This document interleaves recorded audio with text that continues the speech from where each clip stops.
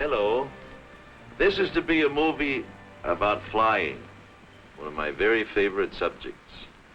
In fact, there's nothing I'd rather talk about, especially during this 50th anniversary year of powered flight. Of course, I like to talk about radio and television, too. They've been mighty good to this country, boy. This is the way I make my living. But what makes that living worthwhile is to get out there in the wild blue yonder in a good airplane with the whole universe waiting for me. Not just because it's a thrill, although it certainly is that, but because I like to think that aviation, as far as it has advanced, and it certainly has come a long way, is still very young. Oh, we've come a long way since the days when my good friend, the ace of aces, Captain Eddie Rickenbacker, used to fly around in France in those Spads. The Dean of Aviation. Just think, he's been flying for nearly 40 years. Why, it's only 50 years since the Wright brothers. You know, they call me one of the old-timers in aviation, but I didn't begin to fly in earnest until 1929. Gosh, that's almost 25 years ago now, isn't it? But you know, I've done more flying in the last 3 years than I did in the first 22. Here, let me show you.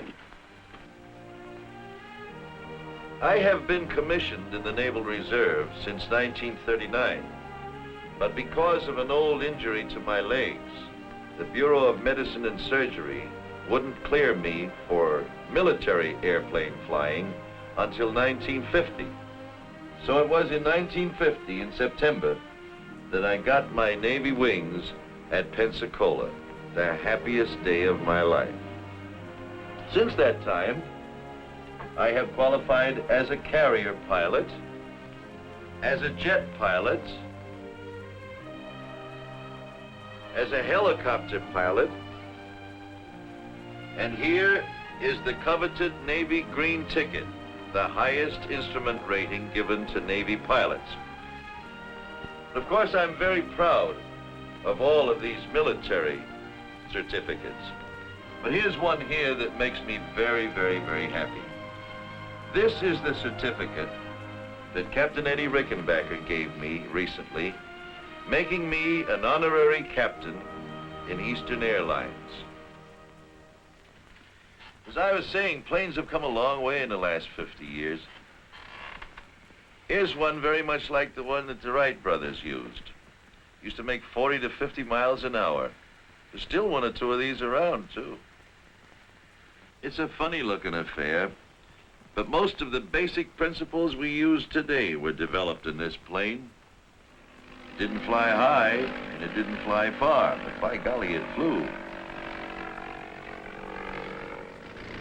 Looks kind of like an overgrown box kite, doesn't it?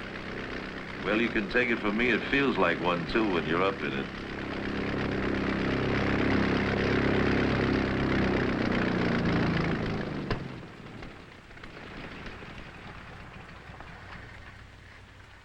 You've heard the expression, flying by the seat of your pants? Well, this is where it came from. Sitting in this old bucket seat right here.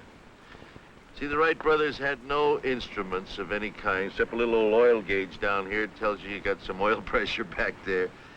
And this stick, the column and this wheel is exactly the same as we have in the big airliners of today. When I push the stick forward, notice that flipper comes down, it pushes the tail up and the nose down. Vice versa this way. Want to drop the right wing, do it this way. Left wing this way. And here are the rudder bars that work the rudders in the tail.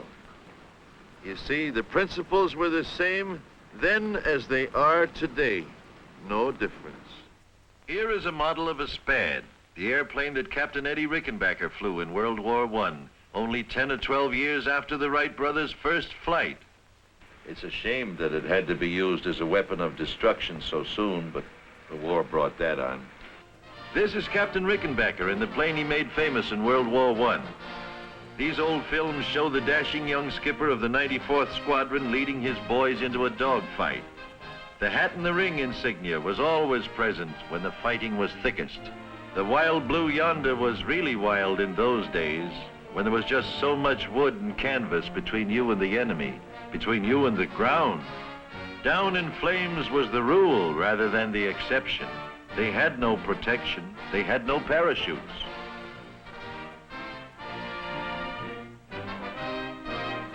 Yes, they paid a high price, but it was through Captain Rickenbacker's exploits in World War I that the terrific fighting power in the airplanes was made known to man.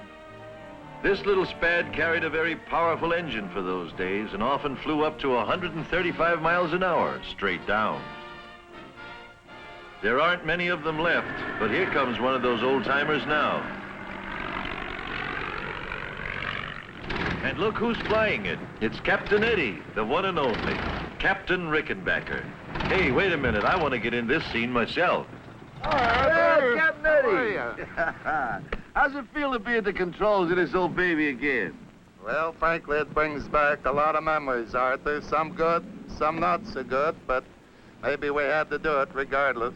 You know, many a morning I used to sit around up there at 20,000 feet with the sun at my back, waiting for the enemy Fokkers to come around. 20,000 feet in that open cockpit? Right. Nowadays, we got heated and pressurized cabins. Didn't you get cold? Oh, how? It sure was. In fact, we had to come down to thaw out. You know, it gets so cold up there.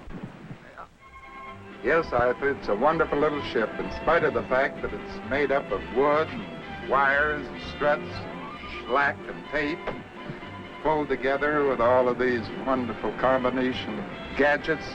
The fact of the matter is, the only metal in it, the engine and the machine guns. Yes, quite a change. And in 30 years, too. True, and on the other hand, when you take a look at the beautiful Super Constellation, all metal.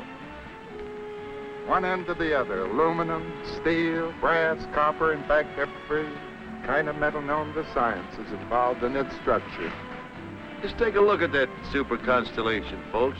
114 feet long, with a wingspan of 123 feet. 4 of the latest compounded engines of 3,250 horsepower each. Do you realize how much power that is? Why, each engine has more power than a locomotive. This plane can fly up to around 400 miles an hour, and we are going to take a ride in it. Let's hear what Captain Eddie is saying. Arthur, one of those wheels weighs almost as much as a Spad. By the way, here comes your crew. Oh, hello, Dick. Hi, Dickie boy. Hiya, Captain. How are you? Hello, you. Hello, Captain. Nice to Hugh. you. Hello, Captain. Arthur, we're due out of here at 2 o'clock. Just 1 hour from now. I'm ready. Well, as long as you fellas are going to do the flying, I might as well go on. Have a good trip. So long, Okay. guys. Thank you, So Captain. long. What a guy. Well, now we're going to take you on a regularly scheduled flight from New York to Miami. Only this time, you're coming up in the cockpit with us, and we're going to show you what goes on behind the scenes. Well, Hugh, how are we fixed? Okay, sir. I'll see you on board. Good. Now, folks, I want you to meet my co-captain for today's trip. This is Captain Dick Merrill. Over 25 years with Eastern Airlines. One of the grandest guys and one of the best pilots who ever lived. I'm sure you know of his exploits as well as I do. To name one, he was the first pilot to fly a commercial flight across the Atlantic and return. What do you say, Captain? I say, Captain, let's check in at crew scheduling and then go look at the weather. Aye, sir, we'll do it.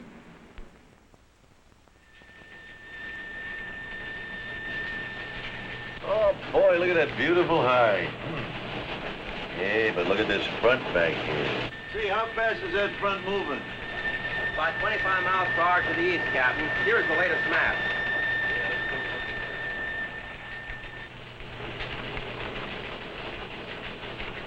Good. Thanks, Henry. Dick, let's fly down to 22,000. Sounds like a good altitude to me, Arthur. I'll go in and make out the flight plan. Okay. In this room, they get weather reports every hour on the hour from weather stations scattered all over the United States and Canada. Here you are, sir. Hi, Dick. Flight 601, proposed 1400. The dispatcher's office is the central intelligence for all aircraft. They know where every plane is every minute. On this big board, the clerk notes the position of each plane en route, as reported by radio, and the time due at the next checkpoint. We fill out our flight plan with the dispatcher, giving our exact route of flight, the altitude, the amount of fuel, and so forth. A copy of this will be filed with the Government Airways Traffic Control. Here you are, sir. How does that look to you? The dispatcher gives us official clearance, and we're on our way. Everything okay, you? The ship is ready, sir. 88 passengers, Captain. Gross weight 112,000 pounds. Another full load, eh? Thanks, Al. That's what I like to see. Now, for you folks who've never been up on a flight deck before, this is it. The captain and the pilot have the flying controls at their fingertips at all times. While over here, the engineer is very busy with the engine instruments. These are the throttles, just like the accelerators on your car, one for each engine. 2, 3, 4. This is the control column. And with it, you fly the airplane. To the right, to the left, down, up, and here are your rudder pedals down below. The airspeed indicator shows just that, how fast we are going through the air. The altimeter tells us how high we are. This vertical speed indicator tells us our rate of climb or descent. The automatic direction finder? Well, that's just what its name would imply. It points to where we want to go when we tune in a radio station with it. This is the flux gate compass. And this one is the old reliable magnetic compass, just like Columbus had when he came over here. This is the omni-range bearing indicator. This is the localizer and glide path indicator, about which we'll talk a little bit more later. This is the artificial horizon. It shows the attitude of our plane with reference to the real horizon. And of course, you know that we have radio contact at all times, ship to ship, ship to ground, 2 or 3 transmitters and receivers. Now, this plane has already been very thoroughly checked by the maintenance department, and during the last hour, it was checked by our own flight engineer. But that's not enough. The pilot and the captain have 1, 2, 3 lists of checks to make before we start down the runway to take off. Okay, Dick, we'll do the before starting engines check, huh? Right. Oxygen mask. Immediately available. Brake selector. And so on through Yes. 39 separate Yes, items. yes.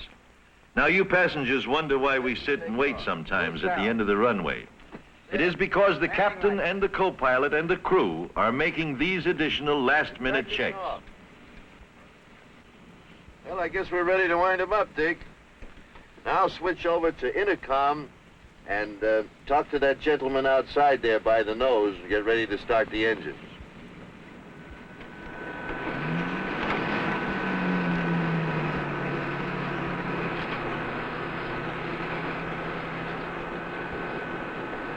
Ground to cockpit.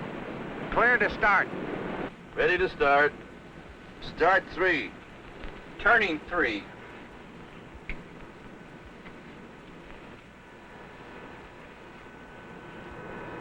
Contact 3.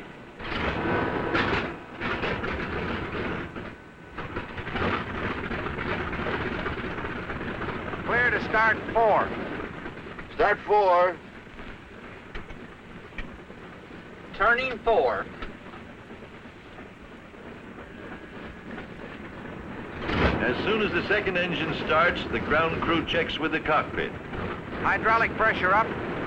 Now the safety pins can be removed from the 3 landing wheels. Otherwise, they could not be retracted when the plane is in the air. Clear to start 2. The same routine is followed for each engine. Clear to start 1.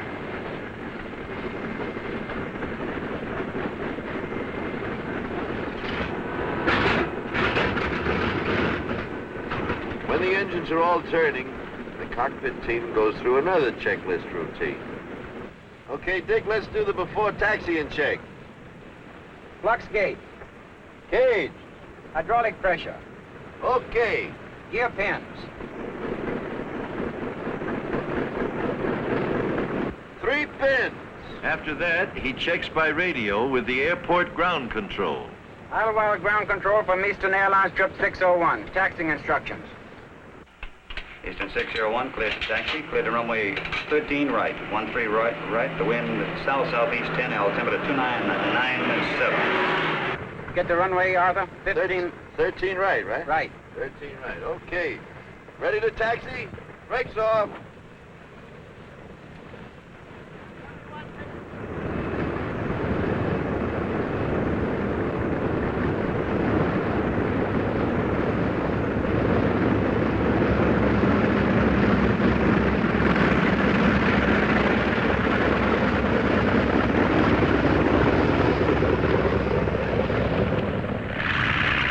Ground control having given us permission, we taxi over to the warm-up block. You notice they told us which runway to use and the wind direction.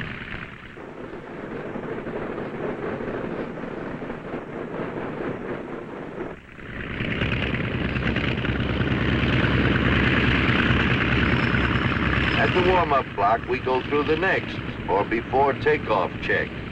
Trim tabs. Set. Flight instruments. Okay. Fitted heaters. Off. Mixtures. 11 items are checked this time. The last check before the plane leaves the ground. Ready to check mags. Number 1.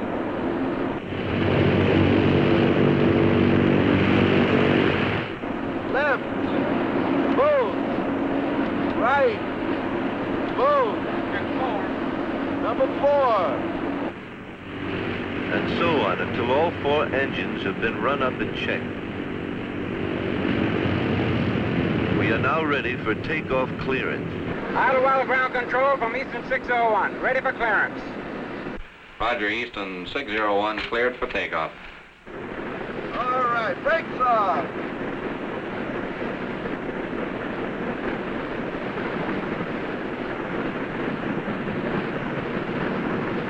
Clear for takeoff.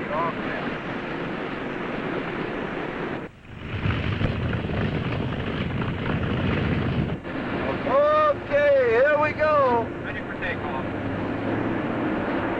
Takeoff power. Takeoff now.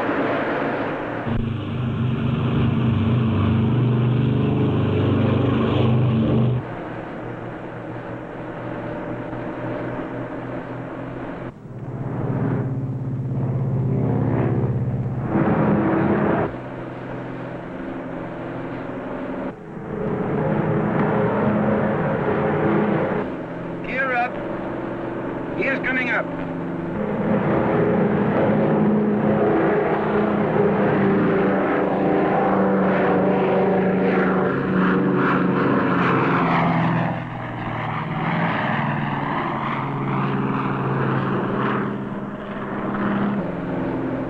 There you are. See how easily she wanted to get off?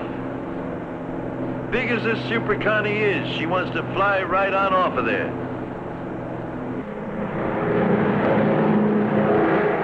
Mito power. V2 power. It's maximum except for takeoff. Flaps up. Flaps coming up. Flaps are extensions of the wing area used to give more lift during the slower speeds of takeoffs and landings. They withdraw in flight for greater speed. Climb power. Climb power.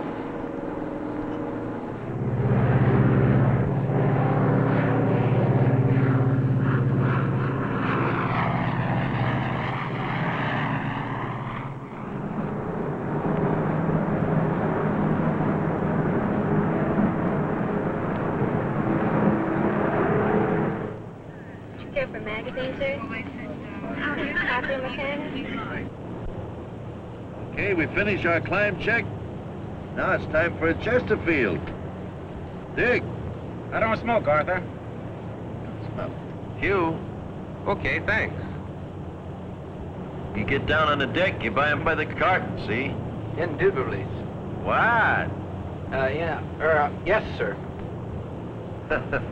I thought you wouldn't wrap your tongue around that one twice. Building up his pod.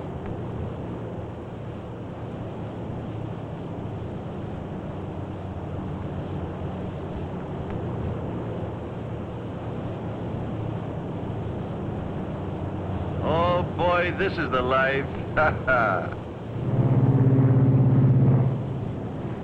Hey, there goes that northbound Silver Falcon. That's one of Eastern Airlines' wonderful twin-engine planes. The new type that has superseded the beloved old DC-3. It's the most advanced twin-engine commercial plane in the air today. She carries 40 people at a cruising speed of around 300 miles an hour. One of the most comfortable airplanes you could ever ride in. Eastern uses them to pick up passengers from intermediate points to connect with these big super connies. It's a wonderful airplane, that Silver Falcon.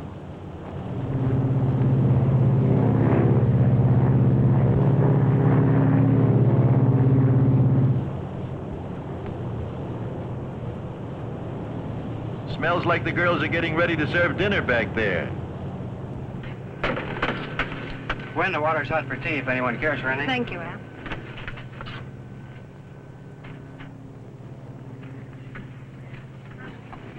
Would you like some dinner, sir? How about you, hon? Oh, this looks delicious.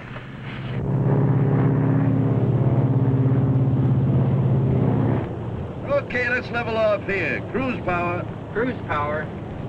Now, people often ask me, I can figure out how you do this in good weather and over land, but how do you navigate when you're up over the clouds and over the ocean?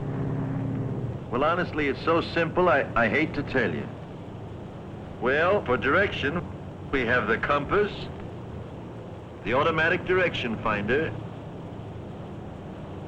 and the Omni range receiver. Let me show you how that works. Dick, take over for a minute, will you? Look, let me show you how it works. I'll fix this up here and draw you a little map. Let's come on down here. We draw the coastline down through Atlantic City, on down here to Wilmington, Myrtle Beach, on down the coast very crudely. We're flying along out here somewhere. We've got an Omni radio station here in Atlantic City. We've got another one here at Norfolk, and we've got another one down here at Myrtle Beach. So we tune in this station here. And on our little dial window I showed you a minute ago, it says that we bear from that station, say 300 degrees. Well, we draw a line of 300 degrees magnetic true bearing right through that station, which extends out here somewhere. We are somewhere along that line, but where? Okay, so we tune in this next station down here. And that one says in the little window that we have got a bearing of, say, 260 degrees. So we draw a line through that station at 260 degrees true. And where those two lines cross, that is where we are, right there. Little snooze, a few hours have gone by, and we are now approaching Miami. Now we'll show you what takes place in our approach and our landing.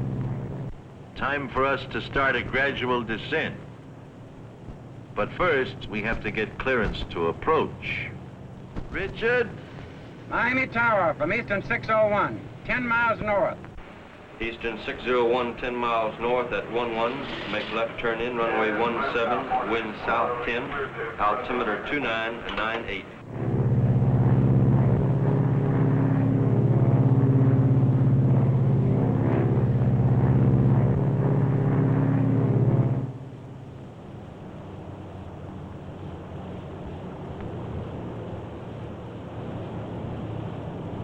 Okay, Dick, let's have about 60% flaps. Maps coming 60.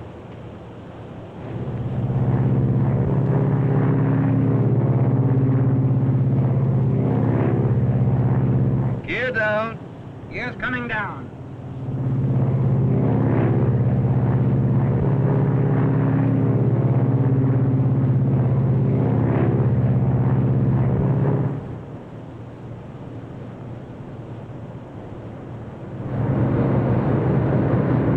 Eastern 601, cleared to land. 20% flap. Flaps coming 80.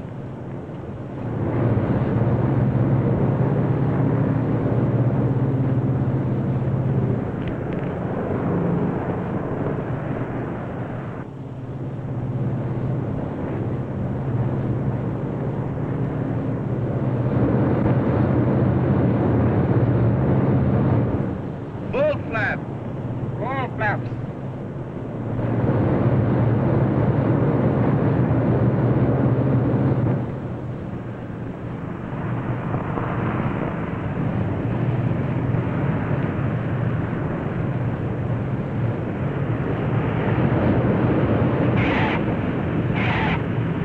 The captain will reverse the pitch of the propellers and push the air forward and just stop the plane.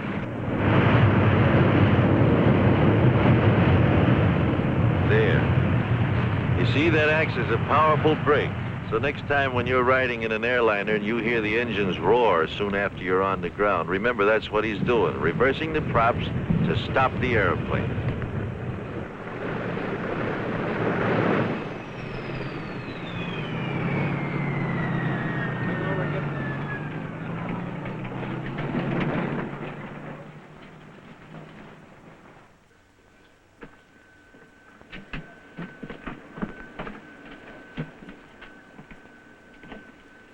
Well, here we are, right on schedule. I hope you folks enjoyed this as much as we did.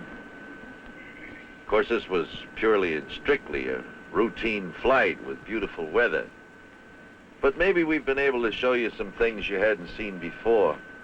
But you know, I'll bet you right now some of you are saying, well, sure, this was nice, it was lovely weather, but what happens when the weather is bad? Well, believe me, it's still routine.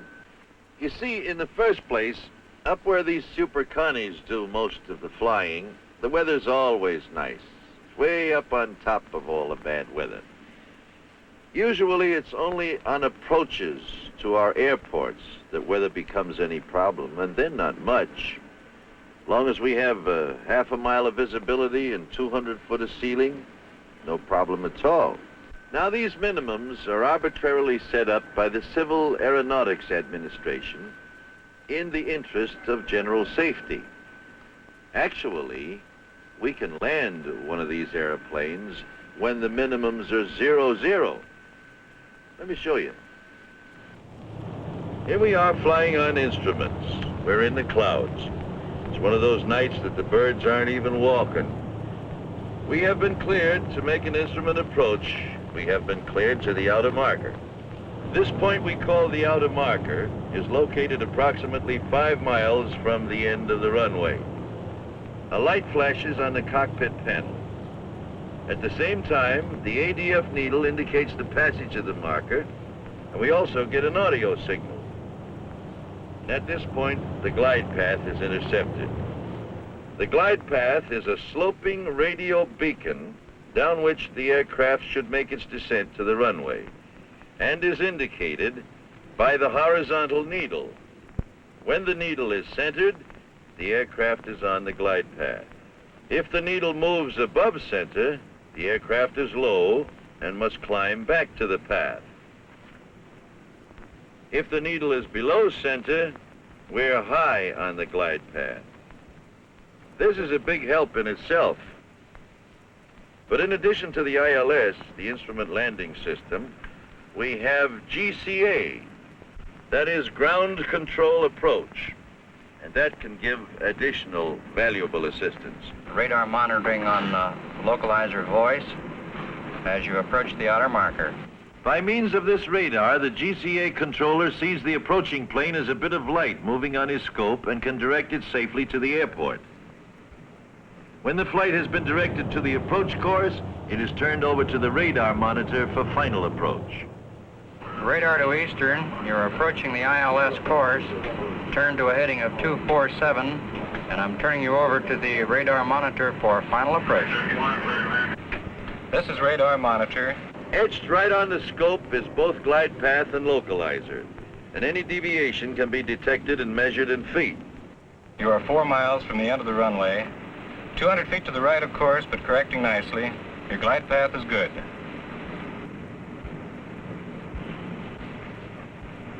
You are 3 miles from the end of the runway. Your course is good. Glide path slightly low, but okay. You are 2 miles from the end of the runway. Your course is good. You're now approaching the middle marker. You're over the middle marker. The approach light should be coming into view. Approach lights in view. Thank you, GCA. That column of lights ahead shows the approach to the end of the airport runway.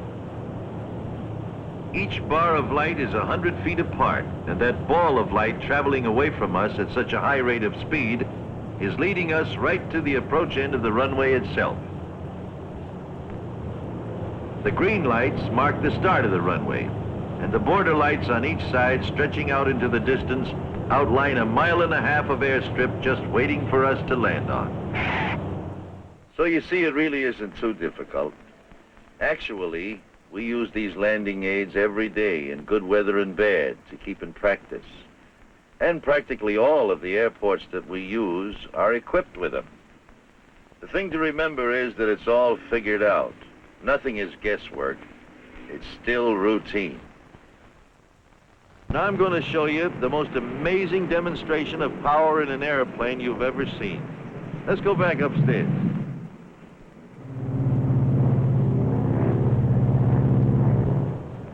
Now watch this.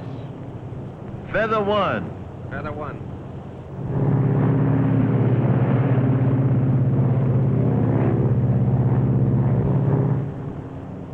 Feather 2.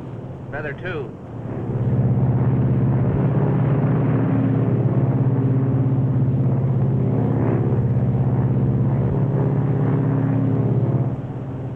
Look at that, on 2 engines.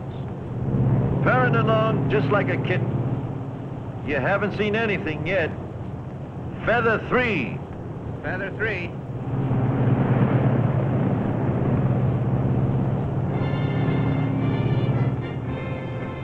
Boy, oh boy, look at that. On 1 engine. Going along just as steady as you like. Only a Constellation can do this.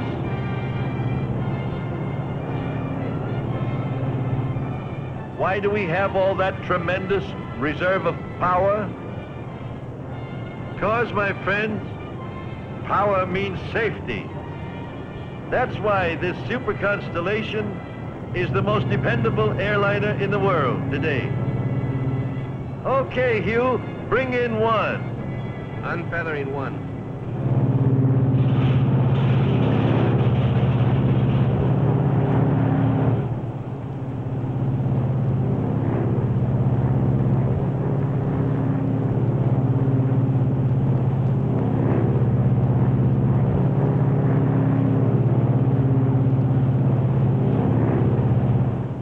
You know, these engines are not only the best that money can buy, but they are maintained by the finest bunch of aviation mechanics in the world, trained for years by Eastern. You know, you can have the best captains and the best pilots in the world, but they can't do much good if the engines don't run. We've got the best mechanics in the business in Eastern. Doesn't that inspire confidence? I think it does.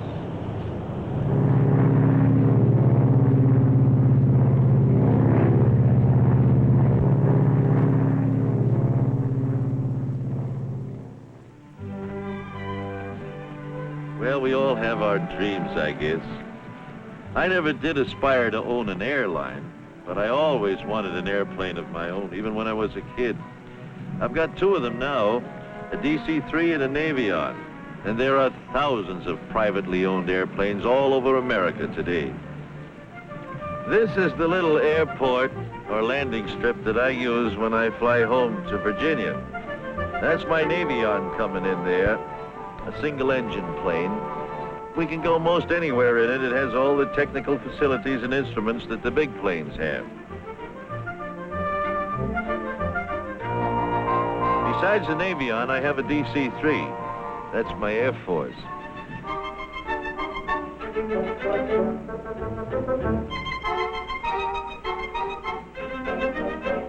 We call this little field the Leesburg International Cow Pasture.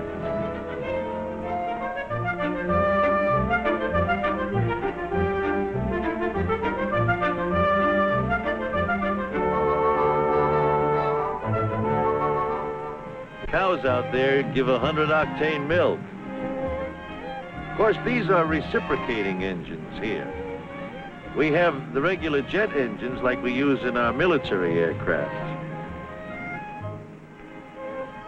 This is a Lockheed F-94C Starfire. It's an Air Force jet-propelled fighter. You see, these jet engines, contrary to what I'm afraid is too popular a belief, are not the lethal things they're cracked up to be. As a matter of fact, they're so quiet and so vibrationless that to ride behind one of them is a real comfort. We're hoping someday soon that our commercial transports will be jet-propelled. You see, a jet engine has no propeller. The air is drawn in through the intake ducts just forward of the wings, compressed and mixed with burning fuels to produce a powerful jet of exhaust gases which are expelled aft. The mechanism involved in reality is much simpler. The propeller is replaced by an air compressor.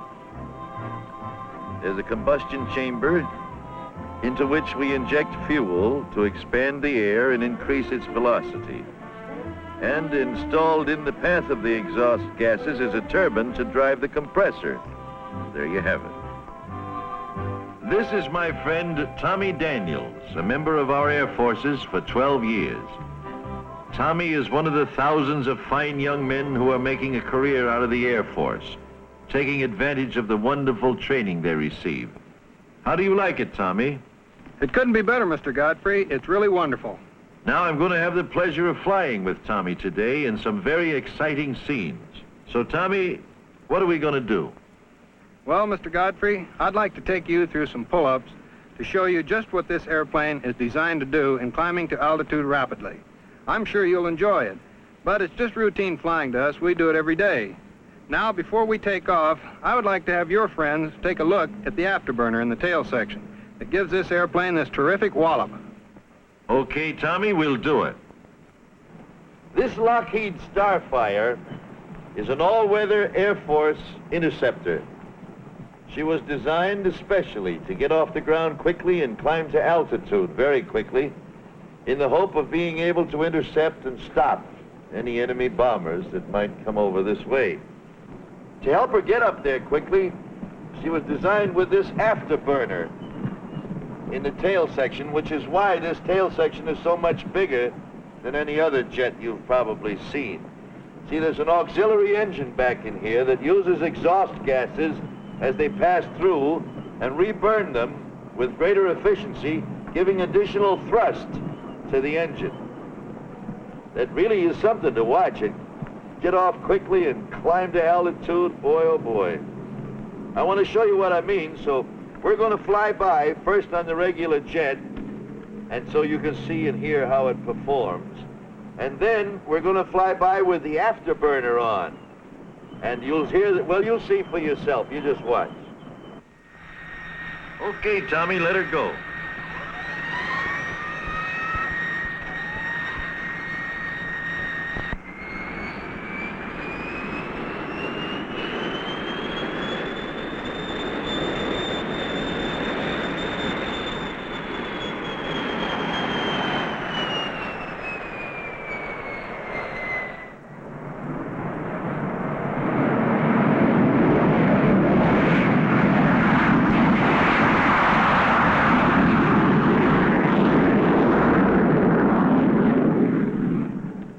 We are approaching you now on straight jet. Watch our rate of climb.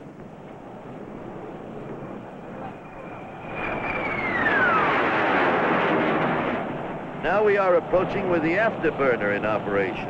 Watch the increase in this climb.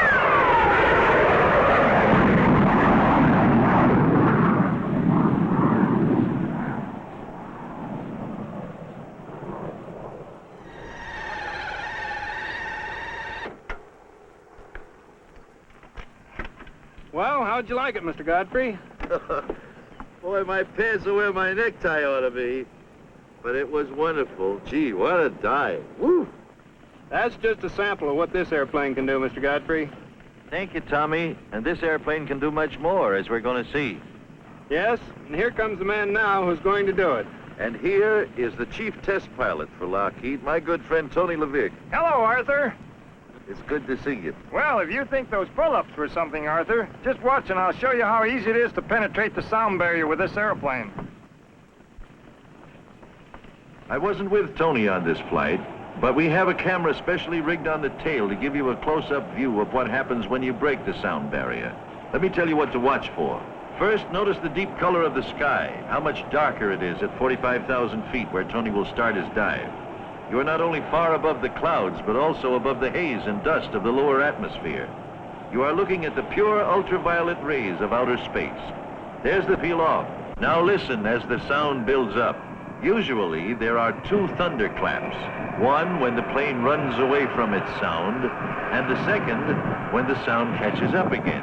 Between the two, you are flying faster than the speed of sound, and it is absolutely silent. Now the sound is building up.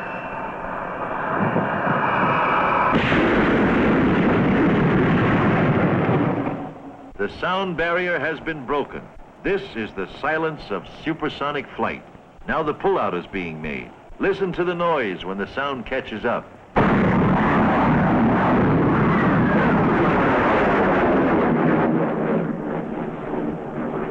Now, you folks have just seen some very spectacular flying.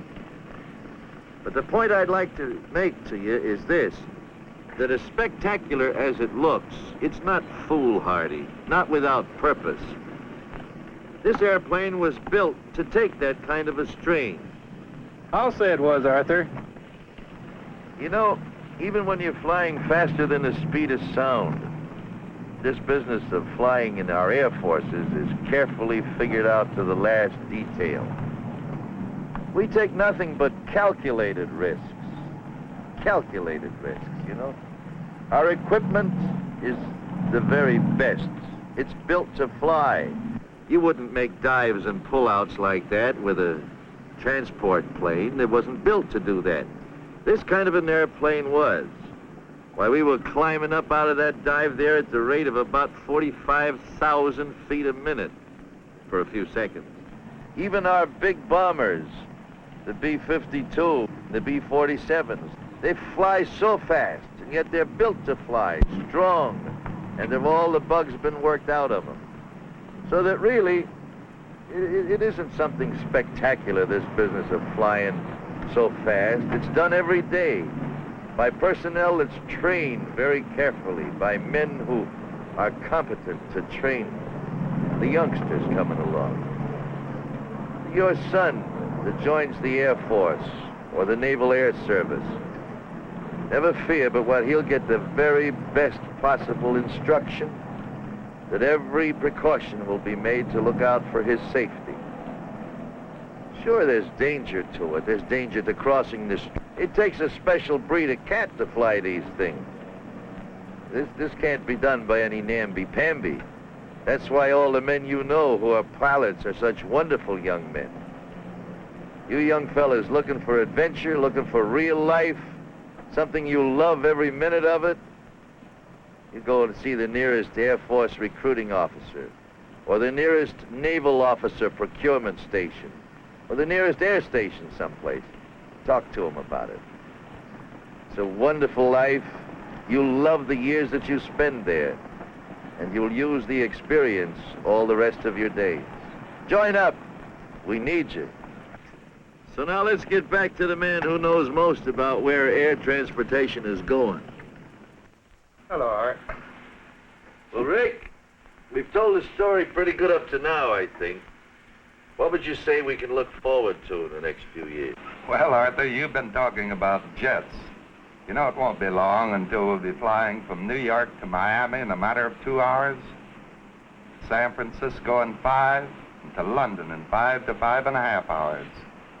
And at altitudes from 35,000 feet to 45,000 feet.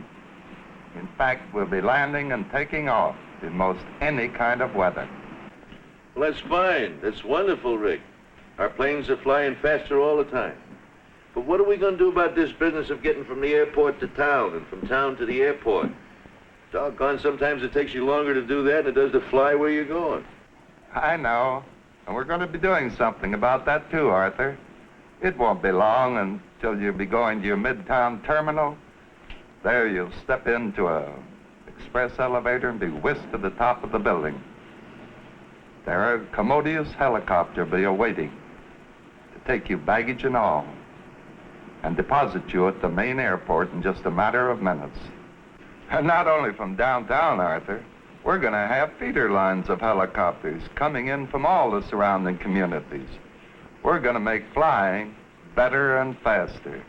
We're going to make flying available to still more people. Well, Rick, it's been a lot of fun. A rare privilege and a great honor to do this with you. I've learned a lot, and I hope we've done some good. I'm sure of it, Arthur.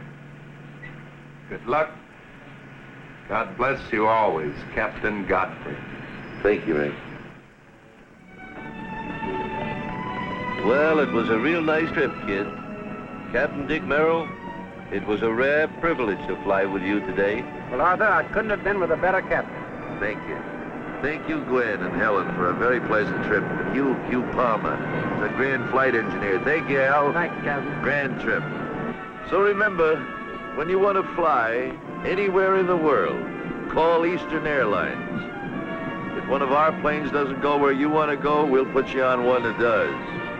And I'll be seeing you, be the good Lord willing.